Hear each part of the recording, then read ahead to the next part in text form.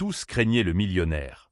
Jusqu'à ce que la serveuse juive le fasse taire devant tous. « Et, espèce de juif puant, serre-moi un autre verre et ne touche pas le verre avec tes mains sales. » La voix de Richard Steinberg résonne dans l'élégant restaurant de la Maison d'Or comme un fouet, poussant les clients des tables voisines à cesser de discuter et à baisser les yeux, faisant semblant de ne pas avoir entendu. Sarah Goldberg, 28 ans, resserre son plateau et respire profondément. En 3 ans de service dans cet endroit, elle avait développé une résistance presque surnaturelle aux insultes de l'homme. Ce que les autres ignorent, c'est que chaque mot venimeux qu'il crache est soigneusement répertorié dans son esprit, comme les pièces d'un puzzle qu'elle reconstitue depuis longtemps. « Bien sûr, Monsieur Steinberg », répond-elle avec un calme qui surprend certains membres du personnel. Il n'y avait pas de tremblement dans sa voix, pas de larmes dans ses yeux. Juste une étrange sérénité, comme si elle savait quelque chose que personne d'autre ne savait. Richard Steinberg, III, était le genre de millionnaire qui achetait des restaurants juste pour le plaisir d'humilier les gens qui y travaillaient. À 52 ans, héritier d'une fortune bâtie ironiquement par son grand-père juif, il avait passé toute sa vie à essayer de s'éloigner de ses propres origines par la haine. C'est comme s'il pensait que plus il ferait preuve de cruauté envers les autres juifs, plus il deviendrait un pur américain. La Maison d'Or n'était pas seulement un restaurant, c'était son terrain de jeu privé et sadique. Il avait acheté l'établissement 2 ans plus tôt, non pas pour le profit, mais pour le pouvoir absolu qu'il exerçait sur chaque employé. Toute l'équipe savait qu'un seul mot de sa part pouvait signifier un licenciement immédiat, et il aimait cette dynamique de terreur silencieuse qu'il avait créée. « Vous avez entendu ce que j'ai dit à propos de vos mains » hurle-t-il en tapant du poing sur la table en marbre italien. « Les gens comme vous sont porteurs de maladies. C'est pourquoi le monde a toujours voulu se débarrasser de vous. » Un silence de mort s'abat sur le restaurant. Margaret, la gérante de 45 ans, fait semblant de s'occuper de la paperasse, mais ses mains tremblent visiblement. James, le sommelier, détourne le regard et se concentre sur une bouteille de vin qui ne demande aucune attention. Même les autres clients millionnaires, habitués aux excès de Steinberg, semblent mal à l'aise face à cette démonstration publique d'antisémitisme. Sarah avait appris depuis longtemps que réagir ne faisait qu'alimenter sa soif de pouvoir. Mais au cours des 6 derniers mois, quelque chose a changé dans sa stratégie. Au lieu de simplement le supporter, elle a commencé à l'observer, à l'étudier et à le documenter. Chaque insulte, chaque menace, chaque manifestation publique de haine est méticuleusement notée dans un petit carnet qu'elle garde au vestiaire. « Sarah, tu n'es pas obligée de supporter ça », murmure Michael, le barman, alors qu'elle s'approche du bar pour prendre son verre. « C'est la 3e fois cette semaine qu'il vient ici pour te tourmenter. »« Je sais, Mike », répond-elle doucement, mais il y a quelque chose dans son ton qui fait froncer les sourcils du barman. Il ne le sait pas, mais il me donne exactement ce dont j'ai besoin. Michael la connaissait depuis 3 ans et n'avait jamais vu cette expression sur son visage. Ce n'était ni de la résignation, ni de la peur. C'était le calme calculé de quelqu'un qui jouait un jeu beaucoup plus complexe qu'il n'y paraissait. Au cours des 6 derniers mois, Sarah avait remarqué un schéma dans les attaques de Steinberg. Il venait toujours le mercredi, demandait toujours la table 12, tenait à être vu par elle. Il répétait toujours les mêmes insultes, les mêmes menaces voilées, comme s'il suivait un script malsain. Ce qu'il ne sait pas, c'est que chacune de ses prestations est observée non seulement par elle, mais aussi par quelqu'un de très précis. Lorsqu'il revient avec son verre, un whisky de 30 ans d'âge qui coûte plus cher que son salaire mensuel, Steinberg la fixe avec ce sourire dégoûtant qu'il réserve au moment de cruauté ultime. « Tu sais ce que j'ai fait aujourd'hui, petite juive ? J'ai licencié 5 personnes de mon entreprise. Tu veux savoir pourquoi ?» Sarah posa son verre sur la table sans rien dire, mais ses yeux rencontrèrent rapidement ceux d'un homme en costume gris assis seul à la table 8. Il fait un signe de tête presque imperceptible, 2 doigts effleurant discrètement le bord de sa tasse de café. C'est la confirmation qu'elle attendait depuis des semaines. L'homme de la table 8 était David Cohen, un détective privé spécialisé dans les crimes de haine, discrètement engagé par une organisation que Sarah préférait garder secrète pour l'instant. Cela faisait 2 mois qu'il fréquentait le restaurant pour documenter les attaques systématiques de Steinberg, mais la journée d'aujourd'hui allait être spéciale. Parce que j'ai découvert qu'ils avaient du sang comme le vôtre qui coulait dans leurs veines, poursuit Steinberg, pensant que son public captif d'employés terrifiés est un signe de victoire. Mon entreprise n'est pas un endroit pour les parasites. Steinberg Industries est une entreprise américaine traditionnelle, pas un dépotoir. Chaque mot a été soigneusement choisi pour causer un maximum de dommages psychologiques. Sarah sait qu'il n'est pas simplement cruel, il est stratégiquement cruel, testant jusqu'où il peut aller avant que quelqu'un n'ait le courage de le confronter. Le problème, c'est qu'il n'a pas choisi la bonne personne pour cette expérience. Sarah avait 2 diplômes, l'un en psychologie et l'autre en droit du travail, mais elle travaillait comme serveuse pour une raison bien précise que personne dans le restaurant ne connaissait. Chaque humiliation qu'elle a absorbée, chaque insulte qu'elle a consignée, chaque témoin qui a observé ses réactions ont été soigneusement préparés pour un moment qui approchait à grands pas. « Autre chose, Monsieur Steinberg ?» demande-t-elle de cette voix professionnellement neutre qu'elle a appris à utiliser. « Oui », répond-il en prenant son téléphone portable et en tapant quelque chose. « Je veux que tout le monde ici sache que je vous enregistre. Toute plainte concernant mon comportement sera transmise directement au service juridique de mon entreprise. Savez-vous combien cela coûte de poursuivre des gens comme vous jusqu'à la faillite ?» Là, alors que cet homme puissant déversait son venin dans tout le restaurant, quelque chose a commencé à se dessiner dans les yeux de Sarah. Ce n'était ni de la peur, ni de la résignation. C'était le calme dangereux de quelqu'un qui s'apprête à jouer la carte qu'il détient depuis longtemps. Alors que tout le monde autour d'elle tremble devant la fureur antisémite de Steinberg, elle garde cette sérénité troublante de quelqu'un qui sait que le spectacle ne fait que commencer. Ce que Steinberg n'a pas réalisé, c'est que sa propre arrogance était sur le point de devenir l'arme la plus puissante contre lui. Si vous suivez cette histoire de courage et de justice, n'oubliez pas de vous abonner à la chaîne, car ce qui va se passer vous montrera que certaines personnes confondent silence et faiblesse, et que cette confusion peut coûter beaucoup plus cher qu'elles ne le pensent.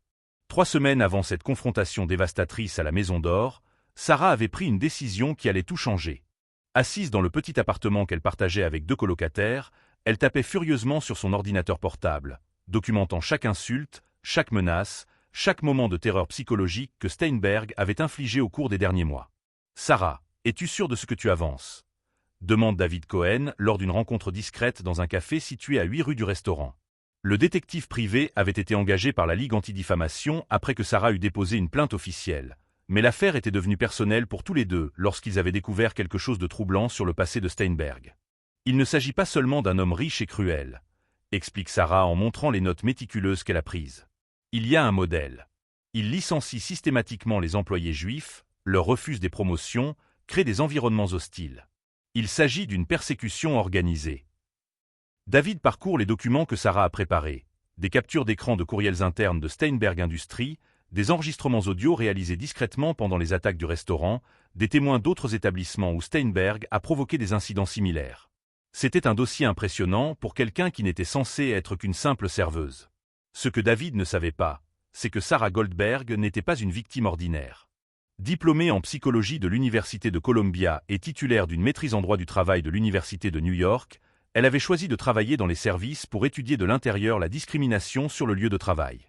Son mémoire de maîtrise, intitulé « Microagressions et terreur psychologique dans les environnements d'entreprise », était sur le point de devenir un cas réel aux proportions dévastatrices. « Il y a encore une chose, » dit Sarah en hésitant un instant. « J'ai découvert que son entreprise a des contrats de plusieurs millions de dollars avec des agences gouvernementales. Si nous pouvons prouver une discrimination systématique, ce ne sera pas seulement un problème de travail, ce sera un scandale fédéral. » Pendant ce temps, Steinberg intensifie ses attaques, comme s'il sentait que quelque chose était en train de changer. Au cours de la semaine qui a suivi sa rencontre avec David, il s'est présenté 3 fois au restaurant, chaque visite étant plus vicieuse que la précédente.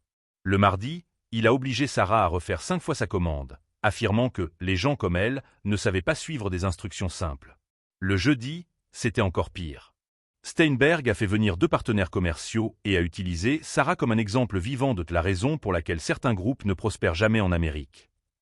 Margaret, la directrice, a regardé la scène avec horreur, mais n'a pas osé intervenir. Steinberg avait clairement fait savoir que tout employé qui l'affronterait serait immédiatement licencié et poursuivi en justice pour diffamation. « Regardez-la », dit-il aux associés en désignant Sarah qui débarrassait une table voisine. Elle a probablement suivi une formation universitaire, mais elle n'est toujours pas apte à occuper des emplois qui requièrent de réelles compétences. C'est culturel, vous savez ? Ils préfèrent être des victimes plutôt que d'être productifs. Sarah garde son calme, mais quelque chose bouillonne en elle. Ce n'était pas seulement de la colère, c'était la détermination froide de quelqu'un qui a trouvé sa raison d'être. Chaque mot venimeux que Steinberg prononçait était enregistré par un appareil microscopique que David avait fourni, caché dans son tablier d'uniforme. Les attaques ont également commencé à toucher d'autres employés. Michael, le barman, avait démissionné la semaine précédente après que Steinberg l'eût publiquement humilié pour avoir servi des boissons qui avaient le goût d'un camp de concentration. James, le sommelier, a développé un bégaiement nerveux qui n'apparaissait qu'en présence de Steinberg. Mais le moment le plus révélateur survient lorsque Sarah découvre la véritable étendue de l'hypocrisie de Steinberg. Au cours d'une conversation téléphonique qu'il a eue dans le restaurant, alors que personne n'y prêtait attention, elle a entendu quelque chose qui lui a glacé le sang. « Oui, papa va bien. »« Non, je n'ai parlé à personne du nom de famille d'origine, » murmure-t-il au téléphone, s'adressant manifestement à quelqu'un d'intime. Steinman a très bien fonctionné pour les affaires. Personne ne soupçonne que nous sommes, vous savez. Sarah faillit laisser tomber le plateau qu'elle portait. Richard Steinberg, l'antisémite le plus virulent qu'elle ait jamais rencontré, était lui-même juif. Sa haine n'était pas seulement un préjugé, c'était une forme perverse de pulsion personnelle transformée en arme contre d'autres personnes de la même origine. Ce soir-là, elle appelle David, la voix tremblante d'indignation. « J'ai découvert quelque chose qui change tout. J'ai découvert quelque chose qui change tout. » Ce n'est pas un antisémite ordinaire, c'est un juif qui déteste sa propre identité et qui projette cette haine sur les autres. Cela expliquerait l'intensité des attaques, répond David. Les gens qui nient leurs propres origines deviennent souvent les persécuteurs les plus virulents de leur ancien groupe. Sarah savait qu'elle avait entre les mains quelque chose de bien plus puissant qu'un simple cas de discrimination au travail. Elle détenait la clé pour démasquer non seulement un homme cruel, mais aussi tout un système de haine et d'hypocrisie qui s'étendait bien au-delà de la Maison d'Or. C'est à ce moment-là que commence la préparation de la confrontation finale. Sarah n'est plus une simple employée persécutée, elle est devenue une enquêtrice investie d'une mission. Et Steinberg, dans son arrogance aveugle, continuait à fournir des preuves contre lui-même, sans se douter que chaque mot cruel était soigneusement documenté par quelqu'un de bien plus intelligent et préparé qu'il n'aurait jamais pu l'imaginer. Chaque nouvelle humiliation ne faisait que renforcer quelque chose en elle que ses oppresseurs ne pouvaient pas voir. Une force silencieuse alimentée par l'injustice même qu'ils essayaient d'imposer. Ce que cet homme privilégié ne savait pas, c'est que chaque acte de mépris écrivait sa propre sentence de défaite, et qu'il découvrirait bientôt qu'il n'avait absolument pas choisi la bonne personne pour en faire une victime. La véritable transformation de Sarah a commencé un lundi matin, lorsqu'elle est arrivée au travail avec 2 heures d'avance. David Cohen l'attendait sur le parking avec une mallette noire et une expression mêlant attente et inquiétude. Il lui demande si elle est sûre de vouloir faire ça et lui tend un appareil d'enregistrement microscopique. Une fois que nous aurons commencé à documenter systématiquement, nous ne pourrons plus revenir en arrière. Steinberg se rendra compte que quelque chose a changé. Il s'en est déjà rendu compte, répond Sarah en examinant le petit appareil qui s'est parfaitement déguisé en bouton de tablier. Hier, il m'a suivi jusqu'au parking et m'a dit que j'avais l'air différente. Il a dit que les employés comme moi avaient besoin qu'on leur rappelle constamment leur place. Ce que Steinberg ne savait pas, c'est que cette conversation avait également été enregistrée. Sarah avait pris l'habitude d'enregistrer son téléphone portable à tout moment lorsqu'elle était au travail, une précaution qui allait s'avérer dévastatrice pour ses projets d'intimidation. Au cours des 2 semaines suivantes, Steinberg a intensifié ses attaques, tel un prédateur sentant que sa proie est sur le point de s'échapper.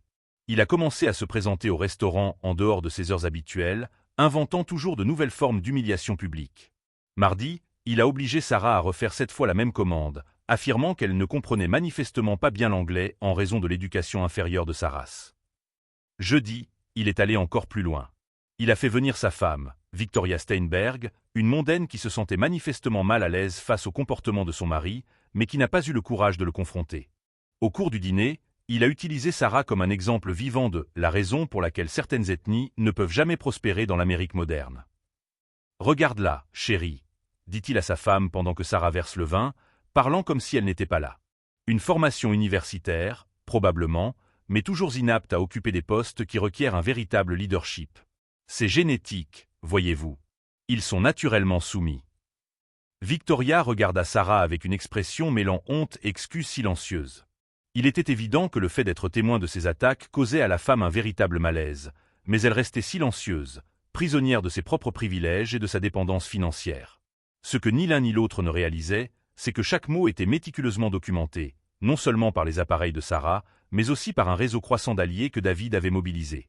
L'Anti-Defamation League avait fait de cette affaire une priorité, surtout après avoir découvert les liens de Steinberg Industries avec le gouvernement. « Sarah, » dit David lors d'une réunion secrète plus tard dans la semaine, « nous avons quelque chose d'important. Un ancien employé de son entreprise a proposé de témoigner.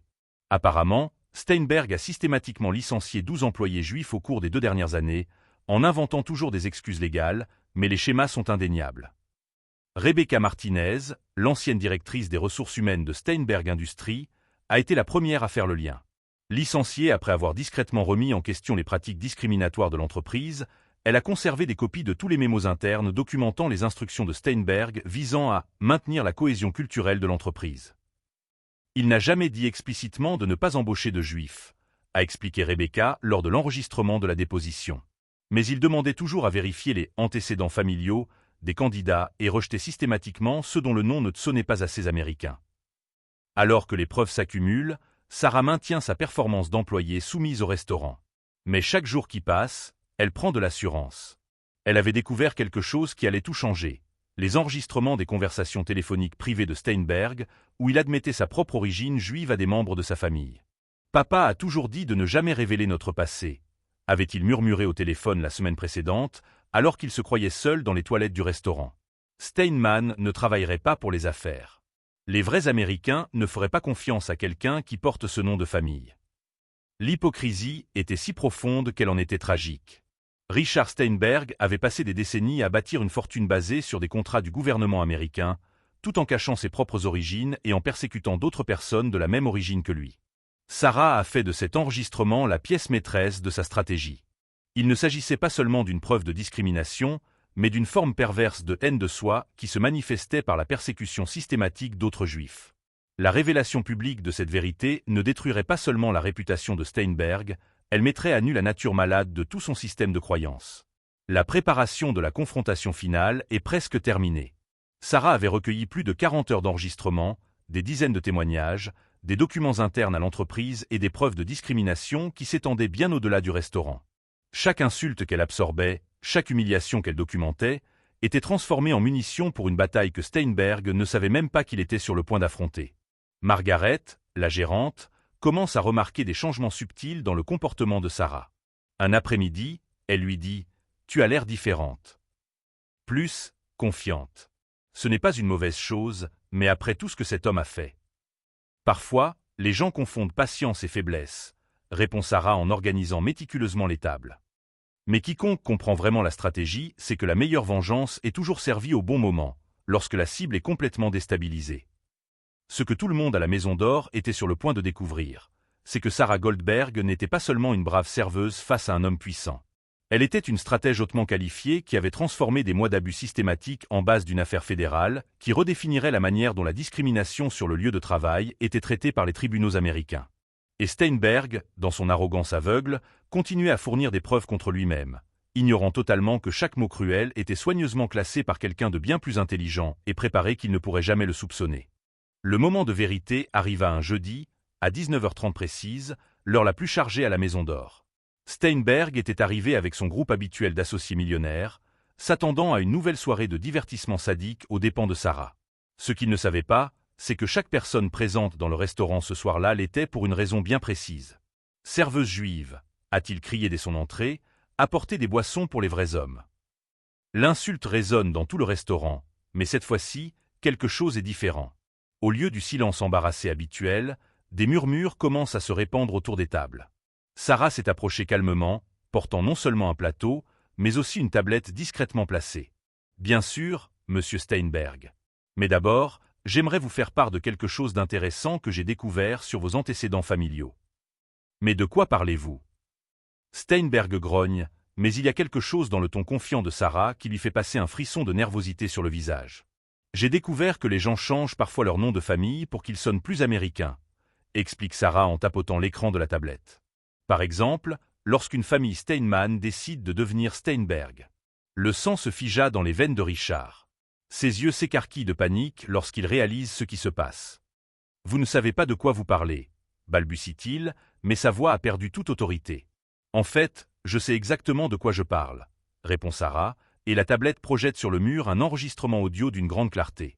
La voix incomparable de Steinberg résonne dans le restaurant. « Papa a toujours dit de ne jamais révéler notre passé. » Steinman ne travaillerait pas pour les affaires. Les vrais Américains ne feraient pas confiance à quelqu'un qui porte ce nom de famille. Le silence qui s'ensuit est absolu. Les clients cessent de manger. Les serveurs cessent de servir. Même les partenaires de Steinberg le regardent avec un mélange de choc et de dégoût. L'homme qui avait passé des années à persécuter les Juifs venait d'être démasqué comme étant lui-même un Juif. « C'est un faux », s'écrie Steinberg, mais sa voix semble désespérée. « Vous avez manipulé cet enregistrement. » Manipulé. Sarah sourit pour la première fois depuis 3 ans.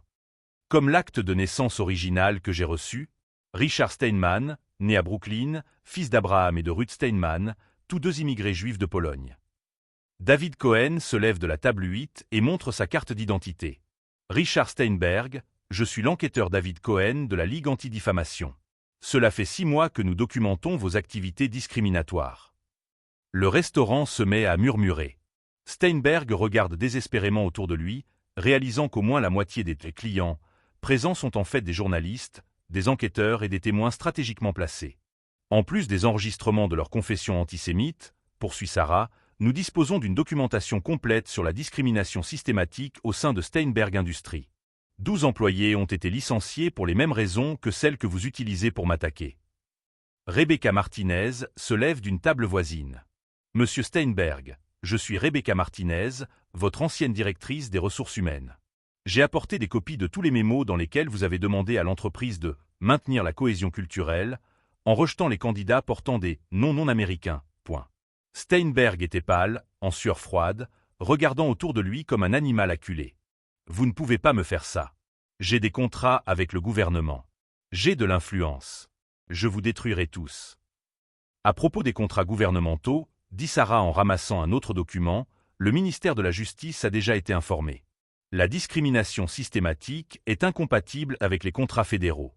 Votre entreprise a perdu 340 millions de contrats cet après-midi.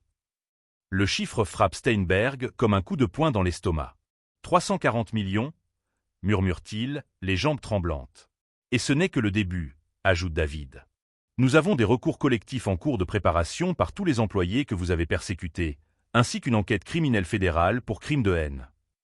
Victoria Steinberg, qui avait tout regardé en silence, se lève lentement. Richard, dit-elle d'une voix glaciale, tu m'as dit que ces gens étaient différents de nous, qu'ils méritaient d'être traités de la sorte. Mais vous, vous êtes. Elle n'arrive pas à terminer sa phrase. Victoria, attends, supplie Steinberg, mais elle est déjà en train de quitter le restaurant, enlevant son alliance et la laissant tomber sur le sol. Margaret, la gérante, trouve enfin le courage de parler. Monsieur Steinberg, en tant que propriétaire de ce restaurant, il vous est officiellement interdit d'y entrer à nouveau. Je suis le propriétaire, s'écrie-t-il. Vous l'étiez, corrige David. Vos biens sont gelés pour enquête. Le restaurant est transféré à un fonds géré par des victimes de discrimination. Steinberg regarda Sarah avec une haine mêlée de désespoir total. Vous avez planifié tout cela. Tu m'as trompé. J'ai tout documenté, corrige Sarah. Chaque insulte, chaque menace, chaque moment où tu as choisi d'exprimer ta haine contre ton propre héritage à travers d'autres personnes. La seule personne qui a fait du tort à quelqu'un ici, c'est toi. Le téléphone portable de Steinberg se met à sonner sans arrêt. Des partenaires annulent des contrats, des avocats demandent des réunions d'urgence, les médias veulent des déclarations. En quelques minutes, sa vie s'est complètement effondrée. 3 ans, dit Sarah alors qu'il se dirige en titubant vers la porte. 3 ans que vous êtes venu ici pour m'humilier, sans savoir que vous parliez à quelqu'un qui a une maîtrise en droit du travail et en psychologie. Quelqu'un qui a fait de chacune de tes attaques le fondement de l'affaire fédérale qui vient de détruire ta vie. Steinberg s'arrête à la porte et se retourne une dernière fois. Pourquoi ? Demande-t-il, la voix brisée. Pourquoi as-tu fait ça ? Parce que, répondit Sarah avec une dignité qui contrastait brutalement avec son état pathétique, quelqu'un avait besoin de montrer que la haine de soi projetée sur les autres n'est pas un pouvoir. C'est la forme la plus pathétique de la faiblesse. Alors que les révélations s'accumulent et que les masques tombent, une question reste en suspens. Est-il possible qu'un homme qui a passé des décennies à nier sa propre identité puisse trouver la rédemption, ou certains gouffres de haine de soi sont-ils trop profonds pour être franchis ? 6 mois après l'effondrement public de Richard Steinberg, la transformation était complète et dévastatrice. L'homme qui terrorisait autrefois les employés des restaurants vivait désormais dans un appartement d'une chambre dans le Queens, soutenu par un emploi à temps partiel dans une librairie d'occasion, ironiquement, la seule entreprise qui avait accepté de l'embaucher après le scandale. Steinberg Industries a fait faillite. L'annulation des contrats gouvernementaux a créé un effet domino qui a entraîné la chute de toute l'entreprise. 500 employés ont perdu leur emploi, mais Sarah a veillé à ce que chacun des 12 employés juifs licenciés à tort reçoive une compensation substantielle prélevée sur les biens personnels gelés de Steinberg. David Cohen a déclaré lors de l'inauguration officielle de la fondation de la Deuxième Chance Il est ironique qu'un homme obsédé par la dissimulation de son identité juive ait fini par créer l'une des plus grandes organisations de défense des droits des travailleurs juifs de l'histoire. Sarah, aujourd'hui directrice exécutive de la fondation financée par les restes de la fortune de Steinberg, est devenue une figure reconnue au niveau national. Son cas a été étudié dans les universités de droit, documenté dans des ouvrages sur la discrimination au travail et a fait l'objet d'une jurisprudence fédérale. Harvard et Columbia rivalisent pour lui offrir des postes de professeur invité. La Maison d'Or, sous une nouvelle direction, met en œuvre le protocole « Dignité au travail », un ensemble de politiques créées par Sarah qui devient un modèle pour les restaurants de tout le pays. Margaret, promue directrice régionale, raconte souvent aux nouveaux employés l'histoire de la serveuse qui a transformé des années d'abus en changements systémiques.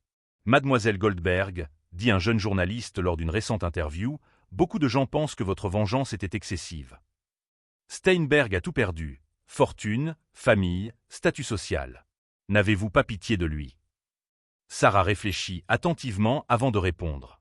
Je suis désolé pour le garçon juif qui a grandi en détestant sa propre identité. Mais l'adulte Richard Steinberg a fait des choix conscients pendant des décennies. Il a choisi de faire de sa haine de soi une arme contre des innocents. Les conséquences ne viennent pas de moi. Elles viennent du fait que ses propres actions ont finalement été révélées. La révélation du fait que M. Steinberg était juif a créé une onde de choc qui va bien au-delà de l'affaire judiciaire. Les communautés juives de tout le pays ont entamé des discussions douloureuses mais nécessaires sur l'identité, l'assimilation et la haine de soi intériorisée.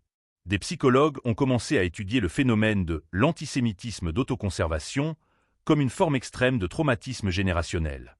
Des rabbins de différentes confessions ont invité Sarah à donner des conférences sur la manière de reconnaître et de combattre la haine de soi au sein de leur propre communauté. L'affaire Steinberg nous a montré que l'antisémitisme le plus dangereux vient parfois de l'intérieur, a-t-elle déclaré lors d'une conférence à l'université Yeshiva.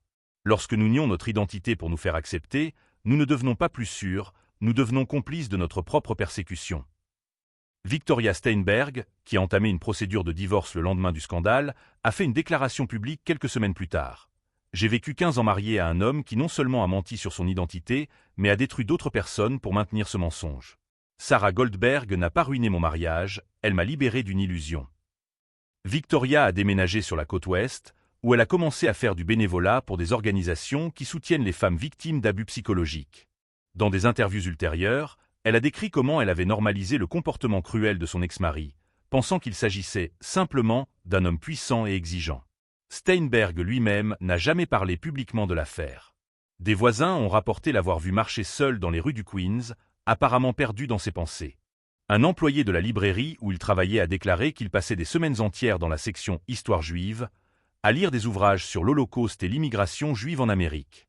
Le plus tragique, a déclaré Sarah lors de son discours à l'occasion du premier anniversaire de la Fondation, c'est que si Richard avait canalisé son intelligence et ses ressources dans la lutte contre l'antisémitisme au lieu de le perpétuer, il aurait pu être un leader puissant dans la lutte pour la justice.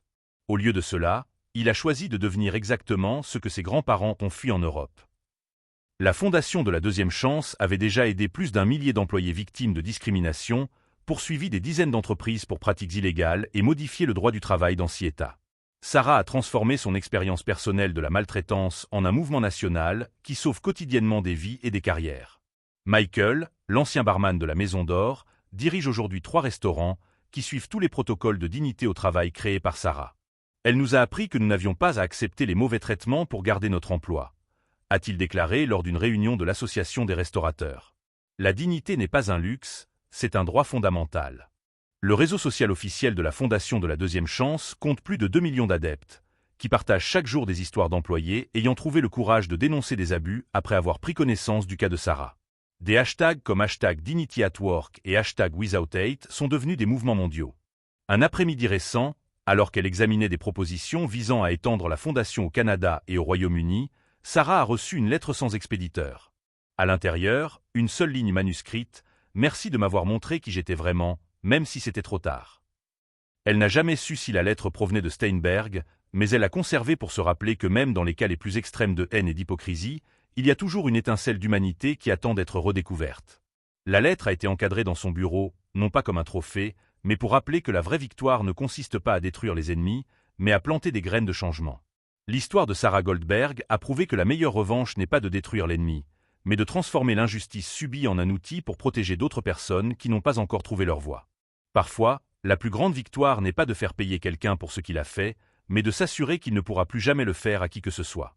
Elle avait appris que le véritable pouvoir ne consiste pas à se cacher, mais à assumer pleinement son identité et à l'utiliser pour construire un monde où personne n'a à choisir entre le succès et l'authenticité.